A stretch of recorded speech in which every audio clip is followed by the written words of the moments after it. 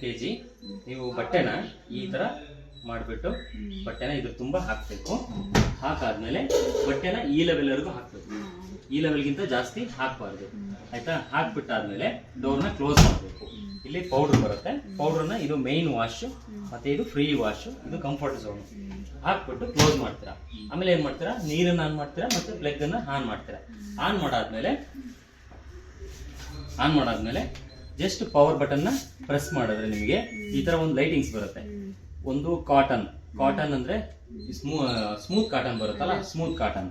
Next cotton plus ಅಂದ್ರೆ ದಪ್ಪ cotton ಬರುತ್ತಲ್ಲ, ದಪ್ಪ ಕಾಟನ್ಸ್.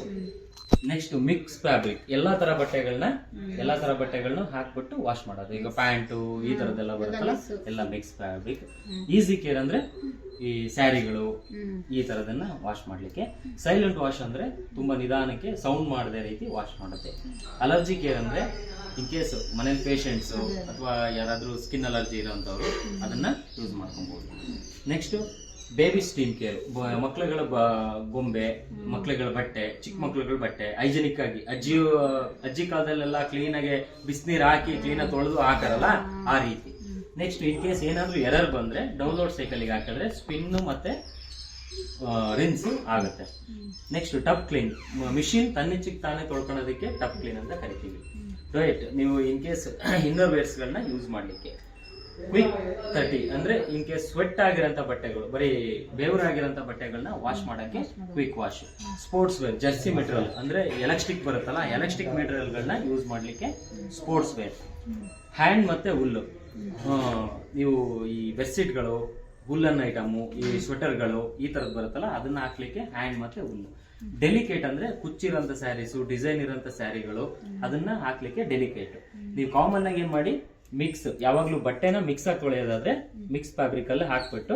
ನೆಕ್ಸ್ಟ್ ಇನ್ಸೆಂಟಿವ್ ಅಂದ್ರೆ ಬಟ್ಟೆ ತುಂಬಾ ಡಾರ್ಕ್ ವಾಶ್ ಅಂದ್ರೆ ಈಗ ಗಲೀಜಾಗಿರುತ್ತೆ, ತುಂಬಾ ಬಟ್ಟೆ ಗಲೀಜಾಗಿರುತ್ತೆ, ಆ ತರದಕ್ಕೆ ಇನ್ಸೆಂಟಿವ್ ಕೊಟ್ರೆ ತುಂಬಾ ಚೆನ್ನಾಗಿ ವಾಶ್ ಆಗುತ್ತೆ. ರಿನ್ಸ್ ಪ್ಲಸ್ 1 2 3 ಸರಿ ರಿನ್ಸ್ ಮಾಡಬಹುದು, ಅಂದ್ರೆ ಬಟ್ಟೆನ 3 ಸರಿ ಜಾಲಿಸಬಹುದು.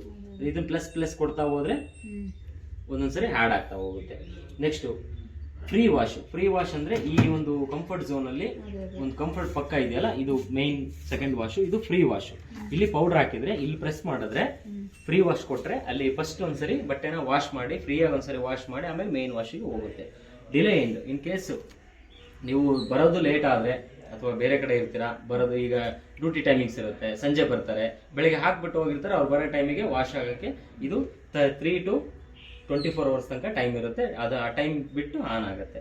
Next add item, in case ಬಟ್ಟೆನ ಹಾಕಿರ್ತಾರೆ, ಯಾವ್ದೋ ಒಂದು ಬಟ್ಟೆ ಮರ್ತೋಗ್ಬಿಟ್ಟಿರುತ್ತೆ, ಅವಾಗ ಆಡ್ ಐಟಮ್ ಕೊಟ್ರೆ 5 ನಿಮಿಷದೊಳಗಡೆ ಇದ್ದು ಆಡ್ ಐಟಮ್ ಕೊಟ್ರೆ ನಿಮಗೆ ಡೋರು ಓಪನ್ ಆಗುತ್ತೆ. ಡೋರ್ ಓಪನ್ ಆದ್ಮೇಲೆ ಬಟ್ಟೆನ ಆಡ್ ಮಾಡಿ ಮತ್ತೆ ಕ್ಲೋಸ್ ಮಾಡಿ ಮತ್ತೆ ಸ್ಟಾರ್ಟ್ ಕೊಟ್ರೆ ಮುಗೀತು. ಸ್ಪಿನ್ ಅಂದ್ರೆ ಡೈರೆಕ್ಟ್ ಬಟ್ಟೆ ಹೊರಗಡೆ ಹೋಗ್ದಿರ್ತೀರ, ಇನ್ ಕೇಸ್ ಸ್ಪಿನ್ ಬರೀ ಹಿಂಡ್ ಬೇಕು ಅಂದ್ರೆ ಸ್ಪಿನ್ ಕೊಟ್ರೆ ಸ್ಪಿನ್ ಆಗುತ್ತೆ. ಇನ್ ಕೇಸ್ ಏನಾದ್ರು ಕೆಲವೊಂದು ಟೈಮ್ ಏನಾಗುತ್ತೆ, ಮಿಷಿನ್ ಎರರ್ ಬರುತ್ತೆ, ಎರರ್ ಬಂದಾಗ ಸ್ಟಾರ್ಟ್ ಮಾಡ್ಬಿಟ್ಟು ಬರೀ ಸ್ಪಿನ್ ಕೊಟ್ರೆ ಬಟ್ಟೆ ಇರೋ ನೀರು ಒಂದೊಂದು ಟೈಮ್ ಆಗುತ್ತೆ, ಎಲ್ಲ ಟೈಮು ಆಗಲ್ಲ, ಒಂದೊಂದು ಟೈಮ್ ಆಗುತ್ತೆ, ಅವಾಗ ಡೈರೆಕ್ಟ್ ಸ್ಪಿನ್ ಕೊಟ್ಬಿಟ್ಟು ಸ್ಟಾರ್ಟ್ ಕೊಟ್ಬಿಟ್ರೆ ಮುಗೀತು.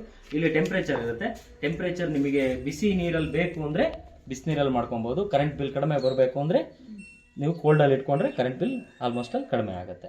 ಓಕೆ, ಎಲ್ಲ ಕೊಟ್ಟಾದ್ಮೇಲೆ ಲಾಸ್ಟಿಗೆ ಸ್ಟಾರ್ಟ್ ಕೊಟ್ಬಿಟ್ರೆ ಈ ಥರ ಶುರುವಾಗುತ್ತೆ. ಹಾಂ, ನೋಡಿ ಡೋರು ಲಾಕ್ ಆಯಿತು. ಈಗ ಆ್ಯಡ್ ಐಟಮ್ ಕೊಟ್ಟರೆ ನೋಡಿ ಡೋರ್ ಓಪನ್ ಆಗುತ್ತೆ. ಹಾಂ, ಡೋರ್ ಓಪನ್ ಆಗುತ್ತೆ, ಆಯಿತಾ? ಬೇರೆ ಮಿಷಿನ್ಗಳಲ್ಲಿ ಡೋರ್ ಓಪನ್ ಆಗಲ್ಲ, ಅವಾಗ ಮತ್ತೆ ಸ್ಟಾರ್ಟ್ ಕೊಟ್ಟರೆ ಸ್ಟಾರ್ಟ್ ಆಗುತ್ತೆ. ಓಕೆನಮ್ಮ? ಇನ್ ಕೇಸ್ ಎಮರ್ಜೆನ್ಸಿ, ಈಗ ಕರೆಂಟ್ ಹೋಗ್ಬಿಡ್ತು, ಮಿಷಿನ್ ಹಾಕ್ಬಿಟ್ಟಿದ್ದೀರಾ, TC ಸುಟ್ಟೋಗ್ಬಿಡ್ತು. TC ಸುಟ್ಟೋದಾಗ ಏನ್ ಮಾಡಬೇಕು, ಎಮರ್ಜೆನ್ಸಿ ಎಕ್ಸಿಟ್, ಇಲ್ಲಿ ನೀರಿರುತ್ತೆ, ಆಯ್ತಾ? ಇದನ್ನ ತೆಗೆದ್ಬಿಟ್ಟು ಓಪನ್ ಮಾಡಿ ಒಂದು ಬಟ್ಲಿಗಿಟ್ಲಿ ಹಿಡಿದು ನೀರನ್ನ ಬಿಟ್ಟು ಹೊರಗಡೆ ಬಿಟ್ಟು ಇದನ್ನ ಓಪನ್ ಮಾಡಿದ್ರೆ ಕಂಪ್ಲೀಟ್ ಏನಾದರೂ ನೀವು ಪಿನ್ ಹಾಕ್ಬೇಕಾದ್ರೆ ಆಗಲಿ, ಬಟ್ಟೆಗಳಲ್ಲಿ ಇದನ್ನ ಓಪನ್ ಮಾಡಿದ್ರೆ ಇದ್ರೊಳಗಡೆ ಡಸ್ಟ್ ಏನಾದರೂ ಕೂತಿದ್ರೆ ಅಥವಾ ಏನಾದ್ರು ಇದ್ರೆ ಕ್ಲೀನ್ ಆಗುತ್ತೆ. ಅವಶ್ಯಕತೆ ಇಲ್ಲ 90%. ಅಲ್ಲ ಬಂದ್ರೆ ಅಲ್ಲೇ ಡಸ್ಟ್ ಅಲ್ಲೇ ಕೂತಿರುತ್ತೆ, ಹಾಕ್ಬೋದು ಅಷ್ಟೇ. ನೋಡಿ ಈ ತರ ಹಿಂಗೆ ಪ್ರೆಸ್ ಮಾಡಿದ್ರೆ ಬೇಡ, ವಾರಕ್ಕೆ ಅವಶ್ಯಕತೆ ಇಲ್ಲ, ಅಷ್ಟು ಮಾಡಿದ್ರೆ ಸಾಕು.